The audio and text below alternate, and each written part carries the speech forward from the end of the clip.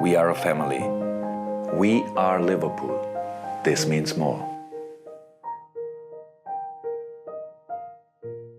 클롭이 부임하고 나서부터 22-23 시즌, 바로 전 시즌까지 리버풀은 10번 계열의 미드필더를 영입한 사례가 거의 없습니다. 전술적으로 4-3-3을 활용하는 가운데 한 명의 수비형 미드필더를 토대로 윙포워드와 풀백의 측면 플레이메이킹 빈도를 높인 터라 10번 계열의 미드필더를 활용하기엔 수비 밸런스가 무너질 우려가 존재했기 때문이죠. 15-16 시즌에서부터 지난 시즌까지 10번 계열로 활용된 주전 미드필더를 나열해보면 필리페 쿠티뉴 말고는 없습니다. 그나마 제르단 샤키리를 논할 수 있는데 샤키리를 활용한 4-2-3-1 전술도 그렇게 큰 재미를 보지는 못했죠. 하지만 리버풀은 공격형 미드필더가 따로 필요한 구성은 아니었습니다. 역압박을 통한 플레이메이킹, 피르미누, 마네, 살라 3명의 포워드가 90, 11번을 오가는 만능형이었으며 로버트슨, 아놀드, 기본 상식을 뛰어넘는 2명의 측면 플레이메이킹 자원이 있었기 때문입니다. 풀백의 플레이메이킹 빈도를 높이는 만큼 4-3-3의 메잘라 포지션에 보다 수비적인 공헌도가 높은 유형을 활용하여 중앙에서 볼 탈취 이후 역압박을 통한 플레이메이킹을 높일 수 있었고, 피르미누, 마네, 살라 3명의 포워드는 8, 9, 10, 11번 유형의 플레이를 자유자재로 할 수 있을 정도로 완벽한 밸런스를 보였습니다. 거기다가 아놀드, 로버트슨이라는 역사적인 풀백 듀오가 나타나 버렸으니 월드클래스급 미드필더가 아닌 이상 이 선수들의 플레이메이킹 효율을 넘어설 수 없다는 게 당시의 평가였습니다. 그렇지만 이 모든 게 박살난 것은 22-23 시즌, 사디오 마네의 이탈, 피르미누의 에이징 커브, 미드필더의 줄 부상, 활동량 저하로 인해 역압박 플레이메이킹 효율이 급격하게 떨어졌으며 높은 수비 라인과 점유율, 그리고 역압박을 통해 풀백의 플레이메이킹 빈도를 높였던 전술적인 이점은 완전히 사라지게 됩니다. 어쩔 수 없이 공격형 미드필더를 활용해야 하는데 스쿼드에 있는 공격형 미드필더 유형은 하비 엘리엇, 파비오 카르발료가 끝이었습니다. 그러니 시즌을 완전히 말아먹은 채 후반기 아놀드를 인버티드 풀백으로 활용하며 8번, 10번 포지션에서 플레이메이킹을 할 수 있도록 변화를 주었고, 대망의 23-24 시즌 10번 능력을 지닌 미드필더 3명, 알렉시스 맥알리스터, 도미닉 소보슬라이, 라이언 그라벤베르 3명의 선수를 알차게 데려온 것입니다. 여기서도 실질적으로는 맥알리스터, 소보슬라이 두 선수는 완전한 10번 기용이 가능한 선수들이죠. 어쩌면 우리가 현 시즌을 더 재밌게 보는 요소 중 하나로 10번 계열의 미드필더가 여러 포함된 것이 주요했을 수도 있습니다. 그래서 오늘은 리버풀의 후반기를 이끌고 있는 알렉시스 맥알리스터의 변화 과정에 대해 데이터와 함께 살펴보도록 하겠습니다. 공격적인 6번, 맥알리스터는 리버풀로 이적하게 되며 그간 자신이 뛰던 포지션에서의 역할이 아닌 새로운 역할을 부여받게 됩니다. 6번, 애초에 브라이튼 시절 더블 피봇으로 활용되기는 했으나 수비적인 중심은 카이세도가 맡았으며 알리스터는 카이세도와 함께 빌드업 구조에서 볼을 받고 전진하는 데 있어 더 많은 기여를 했을 뿐 포백 바로 앞에 위치하여 수비수들을 보호하는 데 중점을 두진 않았죠. 하지만 리버풀은 시즌이 개막되고 나서야 엔도를 데려오며 6번을 보강했고, 이에 따라 적응기가 필요한 엔도의 시간을 벌어주기 위해 고정 6번으로 시즌을 시작하게 되었습니다. 전문 6번과 달리 수비적인 역량이 떨어지는 알리스터 입장에선 당연히 시즌 초반부터 좋은 성과를 낼 수가 없었죠. 이를 데이터로 확인해 봅시다. 이 그래프는 상대팀에게 볼을 소유한 채 돌파, 전진을 허용한 곳을 보여주는 자료입니다. 새 시즌 모두 프리미어리그가 개막하고 난 다음 12경기의 데이터로 측정되었습니다. 21-22 시즌 파비뉴의 퍼포먼스가 정점에 올라와 있을 때 리버풀은 센터 서클 아래로 공간을 허용하지 않았습니다. 파비뉴의 수비 범위가 어택 서드에 이르기까지 넓은 것은 아니지만 적어도 센터 서클 기준으로 포백을 보호하는 공간까지의 수비력은 리그 최고 수준이라 평할 수 있었죠. 22-23 시즌 파비뉴의 퍼포먼스 하락과 함께 피르미누, 마네의 이탈, 미드필더의 줄부상으로 인해 압박 능력이 떨어져서 센터 서클이 통과되는 빈도가 높아지게 됩니다. 그리고 23-24 시즌 경기장의 많은 부분들로 하여금 상대의 볼 전진을 허용하고 가장 중요한 센터 서클 기준 아래 지점에서도 이전과 달리 상대를 막아세우지 못했다는 것을 알 수 있죠. 확실히 전문 6번으로 활용할 수 있던 파비뉴와 맥알리스터 간의 차이가 보입니다. 하지만 시즌 초반 이와 같이 6번에서의 불안함이 있음에도 클롭은 아무런 걱정을 하지 않았습니다. 마카는 완전한 6번으로 활동했나요? 아니죠. 지난 몇 년 동안 우리가 상상하지 못한 방향으로 축구는 발전하고 있나요? 그렇습니다. 이는 마카와 같은 선수가 6번을 볼 수 있다는 것을 의미하나요? 물론이죠. 팀 전체가 어떻게 수비하느냐에 달려 있습니다. 팀 전체가 수비를 한다면 우리는 중앙 포지션에서 패스기를 찾고 전진 패스를 넣을 수 있는 엄청난 선수를 활용할 수 있습니다. 여러분들은 그저 상대를 압도하는 수비적인 선수를 원하는 것일까요? 저는 알리스터를 매우 좋아하고 우리가 안정적인 포메이션을 구성하게 되었을 때 팀으로서 더 많은 이익을 얻을 수 있을 거라 생각합니다. 이는 시즌 초반에 진행되었던 인터뷰였습니다. 현 리그 30라운드 기준 어떻게 생각하시나요? 6번 포지션에서 피지컬적인 선수가 있었다면 더 효율적이었을까요? 아니면 지금과 같이 맥알리스터처럼 하이브리드 역할을 소화할 수 있는 새로운 6번 유형 유형의 선수가 팀에게 더 효율적이었을까요? 저 또한 이적 시장에서 피지컬적인 6번 엔도보다 더 압도할 수 있는 유형을 원했었지만 시간이 흐르고 현재의 결과물을 두고 봤을 때 더 이상 피지컬적인 6번을 언급할 수 없을 만큼 완벽에 가까운 경기력을 보이고 있다는 생각이 듭니다. 그런 클롭이 얘기하는 상상하지 못한 방향으로의 발전은 리버풀 내부적으로 어떤 부분을 의미할까요? 축구 의사. 클롭은 거의 인터뷰마다 맥알리스터를 극찬하곤 하는데 그 중에 가장 인상 깊었던 단어가 바로 이것입니다. 말 그대로 축구 의사. 마카에게 괜히 의사라는 단어를 붙여준 것이 아닙니다. 6, 80번 미드필더로서 모든 포지션을 소화할 수 있는 가운데 경기장 왼쪽 오른쪽도 가리지 않으며 수비적으로도 포백보, 높은 지점에서의 볼 탈취, 리커버리. 특정 선수가 부상으로 빠지게 되어 스타팅 라인업에서 제외되더라도 맥알리스터만 넣으면 알아서 치료가 됩니다. 커티스 존스, 소보슬라이, 그라벤베르, 엘리엇, 엔도. 이 선수들의 장점과 스타일을 생각해보고 이를 마카가 그대로 이행할 수 있나? 곰곰이 생각해보면 이 선수들이 출전하는 위치에 넣더라도 아무런 문제가 되지 않습니다. 축구에 대한 이해도와 선수 개인의 능력이 얼마나 뛰어난지 알 수 있죠. 이번 시즌 맨시티와의 2연전에서 보인 터치맵을 기준으로 얘기해봅시다. 왼쪽부터 보시면 지난 11월 25일에 있었던 경기로 완전한 6번을 소화했습니다. 사실상 원볼란치로 맨시티 원정을 소화했으며 오른쪽은 3월 10일 엔도와 더블 피봇을 구성했지만 한 칸 더 높이 8번 성향의 공격적인 움직임을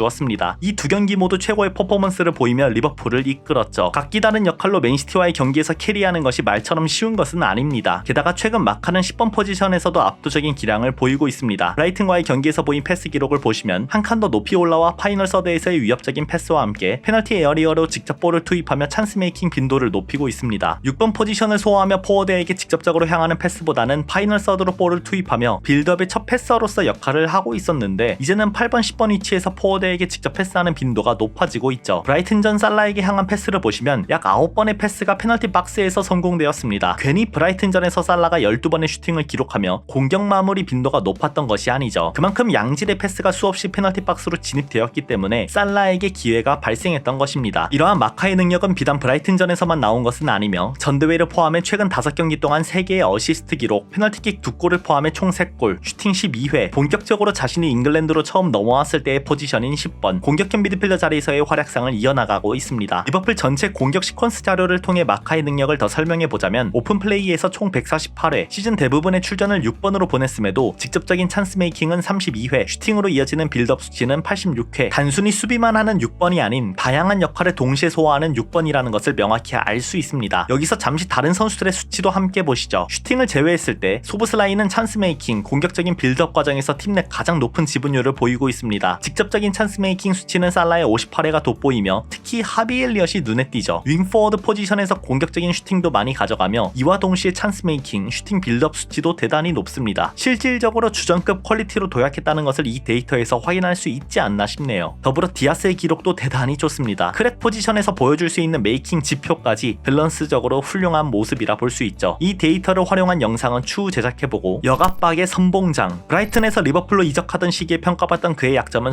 수비력이었습니다. 이는 8번 포지션이든 6번 포지션이든 클롭이 미드필더에게 요구하는 수비력을 갖추고 있지는 않다는 게 주류 의견이었죠. 실제로 시즌 초반 6번 포지션에서 하드웨어적인 한계점으로 인해 그라운드 경합에서 밀리며 직접적인 실점을 하는 상황도 발생하곤 했습니다. 하지만 현재의 맥알리스터는 전문 수비형 미드필더만큼의 압도적인 수비력은 아니더라도 리버풀이 추구하는 팀 수비에 최적화된 수비력을 갖추게 되었습니다. 시즌 초반 6번에서 드넓은 리버풀의 뒷공간을 커버하며 향상시킨 수비 능력은 앞으로의 리버풀 미래에 더 큰 도움을 줄 수 있을 겁니다. 알리스터가 발전한 대표적인 수치를 가져와 보면 첫 번째로 태클. 왜 맥알리스터가 6번으로도 좋은 결과를 만들어냈는지는 첫 번째로 태클 성공 횟수만 봐도 알 수 있습니다. 67회로 팀 내 최다, 이는 프리미어리그 선수 전체로는 13위에 해당됩니다. 지난 시즌 브라이튼에서는 총 70회를 기록했으니 앞으로 남은 경기들을 감안했을 때 더 높은 기록으로 마무리할 수 있겠죠. 두 번째로 패스 블락, 패스 차단이죠. 개인적으로는 이 기록을 가장 높게 평가하고 있습니다. 사실 수비적인 건 이것만 봐도 됩니다. 인터셉트와 함께 얼마나 많은 패스를 차단했는지 알 수 있는 기록이죠. 올 시즌 리버풀이 단번에 리그 우승 전력으로 발돋움할 수 있었던 근본적인 이유를 말해주는 데이터라 봐도 무방합니다. 지난 3시즌간의 기록을 보시면 285회, 276회, 이번 시즌은 291회, 90분당으로 봤을 때는 차이가 꽤 큽니다. 사실 볼을 점유하는 상위권 팀의 경우 이 수치가 높게 나올 수가 없습니다. 수비 시간이 상대적으로 적다 보니 수비 기록이 당연히 높게 나올 수 없기 때문이죠. 하지만 리버풀은 리그 1위에 해당되지만 패스 차단 수치도 1위에 해당됩니다. 이는 리버풀의 다이렉트 공격 비율이 극단적으로 올라가게 되며 되려 우리 또한 다이렉트 공격을 허용하는 빈도도 올라갔음을 의미합니다. 만일 이 과정에서 역압박 능력, 역습 차단 능력이 떨어지게 된다면 결정적인 실점 빈도가 올라가게 되어 현재와 같이 1위에 위치하지는 못했을 겁니다. 따라서 다른 수비 지표도 물론 중요하지만 해당 패스 차단 수치의 증가는 코칭 스텝 입장에서 가장 만족한 결과값이 아닐까 싶네요. 메갈리스터는 프리미어리그 기준 전체 1위, 고메스, 아이유, 미첼, 네르고르, 포로, 대체로 역습 빈도가 높은 팀에게 있어 중요하게 평가받는 지표입니다. 만일 공격적인 전진 패스를 넣을 수 있는 6, 8, 10번의 미드필더가 패스 차단 횟수가 높다면 볼 소유권을 되찾은 그 순간에서부터 역습을 나아갈 수 있기 때문이죠. 이 기록에서 알리스터 소보슬라이는 정말 좋은 수치를 보이고 있습니다. 얼마나 좋은 기록인지 모르실까봐 지난 두 시즌 리버풀 선수단과 비교해보면 21-22 시즌 케이타 31회, 마네 29회, henderson 24회, 파비뉴 23회, 로버트슨 23회, 22-23 시즌 파비뉴 27회, 로버트슨 27회, 엘리엇 25회, 살라 21회, 아놀드 18회, 이번 시즌 메갈리스터 48회, 소보슬라이 32회, 고메즈 20회, 존스 17회, 엘리엇 17회, 엔도 15회. 비교해보니 명확히 보이지 않으십니까? 메갈리스터와 소보슬라이의 능력은 단순히 공격적인 지표로만 볼 것이 아니라 역압박, 조직적인 팀 수비에서 가장 중요한 역할을 하고 있다는 것을요. 이 부분 때문에 리버풀이 파비뉴라는 전문 수비형 미드필더를 잃고도 엘리엇, 엔도, 메갈리스터, 소보슬라이, 커티스 존스 팀 수비 조직력을 높여서 공격적인 선수를 필드에 기용하고도 수비 효율이 급격하게 상승한 것입니다. 정말 이 능력을 100번, 1000번 더 칭찬해주고 싶습니다. 이렇게 메갈리스터가 가진 능력이 워낙에 다재다능하다 보니 칭찬할 부분이 정말 많습니다. 이는 마카와 함께 소보슬라이가 왜 중용받는지 알 수 있는 대목이죠. 사실 현 영상에서 하이브리드한 역할을 부여받을 수 있는 리버풀의 구조적인 이유에 대해 얘기는 하지도 못해서 멀티 포지션과 관련된 영상은 고메즈, 알리스터, 소보슬라이, 존스 등등 여러 선수들을 엮어가며 다시 제작해보도록 하겠습니다. 메갈리스터 칭찬도 아직 다 하지 못했습니다. 너무 길어졌기 때문에 여기서 끊고 부족한 내용은 언제나 라이브에서 자연스럽게 언급하니까 경기하는 날 라이브 보러 많이 와주십시오. 그럼 안녕!